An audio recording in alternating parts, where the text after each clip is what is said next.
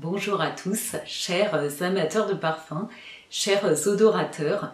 Je suis ravie de vous retrouver aujourd'hui sur ma chaîne qui est dédiée à la parfumerie de niche. Cette vidéo aujourd'hui s'adresse vraiment à tous les amoureux du parfum et à tous les usagers de fragrances pour ne pas tomber dans les pièges les plus fréquents et les plus répandus finalement autour du parfum. Dans un premier temps, vous découvrirez les 6 erreurs les plus répandues autour des fragrances que l'on possède, c'est-à-dire celles que l'on a à la maison. Et dans un second temps, je vous décrirai vraiment les 4 erreurs à éviter, surtout quand on découvre de nouveaux jus.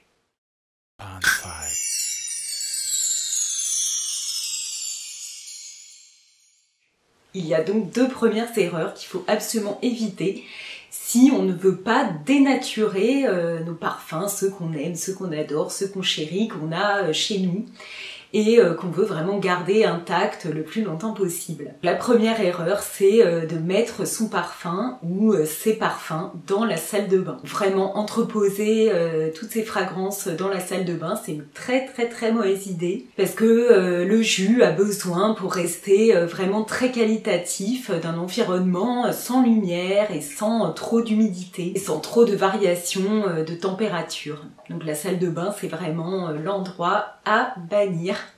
Donc vraiment, si c'est quelque chose que vous faites, eh bien je vous invite vivement à récupérer tous ces flacons et à aller les mettre ailleurs. La deuxième erreur qui risque de dénaturer nos parfums, c'est au moment du parfumage. Quand on se vaporise le parfum et puis qu'on fait ça ensuite, eh bien on casse finalement les molécules de parfum. Le jus va perdre son odeur optimale et on risque de ne pas sentir ce qu'on voudrait. Donc quand on se parfume, on laisse le jus se déposer là où on l'a mis, ou sur la peau, sur les vêtements, mais sans y toucher derrière, sans le frotter, sans repasser avec la main. La troisième erreur la plus fréquente, c'est de porter un parfum à une saison à laquelle il ne correspond pas. Donc le plus souvent, c'est de porter un parfum oriental au beau milieu de l'été, voire à la plage, et même au moment de la canicule. Donc c'est quelque chose à ne pas faire. C'est vrai que les parfums orientaux sont des parfums qui utilisent des matières chaudes, sont des parfums enveloppants. Ce sont des jus qui vont plutôt s'épanouir dans les périodes un peu plus fraîches où on va avoir envie de se réchauffer. Mais en plein été, les parfums orientaux, c'est lourd. Ils vont presque se dénaturer sous l'effet de la chaleur. Et puis ils vont aussi risquer d'incommoder les autres. Alors la quatrième erreur, c'est vraiment une erreur extrêmement répandue, donc c'est la plus fréquente je pense, c'est mettre trop de parfum.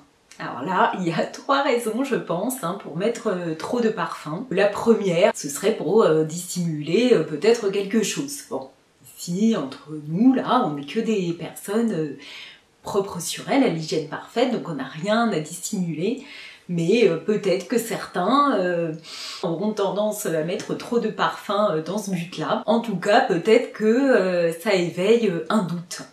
Donc on n'a pas trop envie que les gens pensent qu'on a quelque chose à cacher. La deuxième raison de mettre trop de parfum, c'est de vouloir se faire remarquer. C'est vrai que parfois, on a envie un peu de se mettre en avant, d'avoir une odeur qui va en imposer.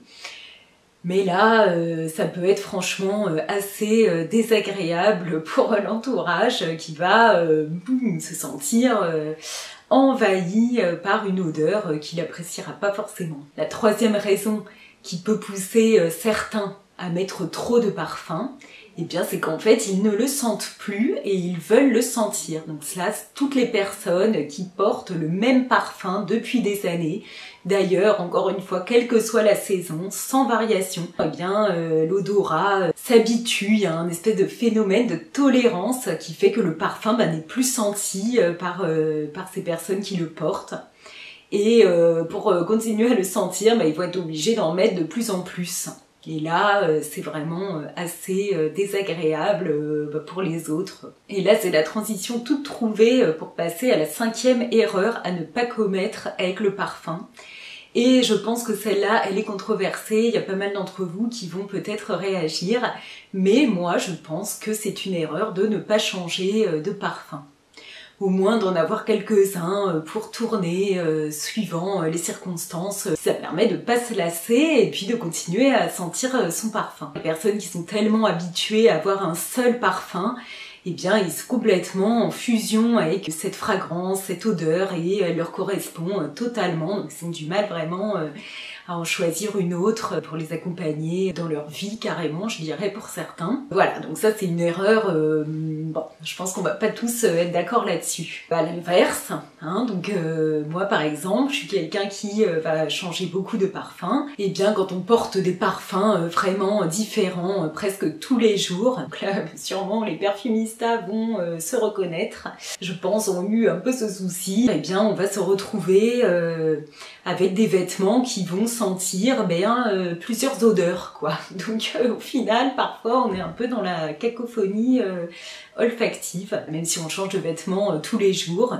Eh bien, à l'automne, l'hiver, on va utiliser des vestes, des manteaux, des foulards qu'on va pas forcément nettoyer au quotidien. Moi, d'en avoir vraiment une cargaison et puis de pouvoir les emmener au pressing, en plus d'en avoir une cargaison, il faut avoir beaucoup de moyens pour les faire nettoyer très souvent et voilà, repartir sur une odeur neuve tous les jours. Mais c'est pas le cas, les différents jus vont se superposer sur nos vêtements.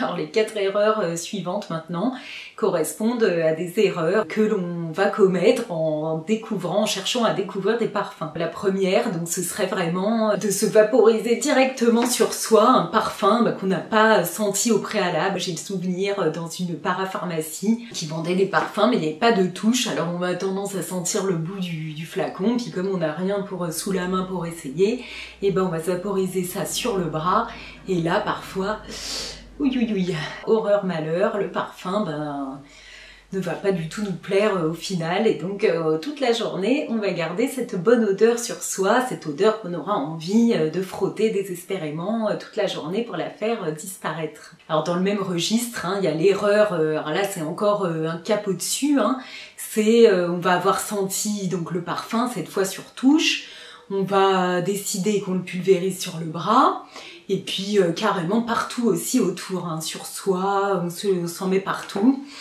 Et puis finalement, le parfum va évoluer au cours de la journée. Il peut avoir sur notre peau finalement une odeur qui va pas nous plaire.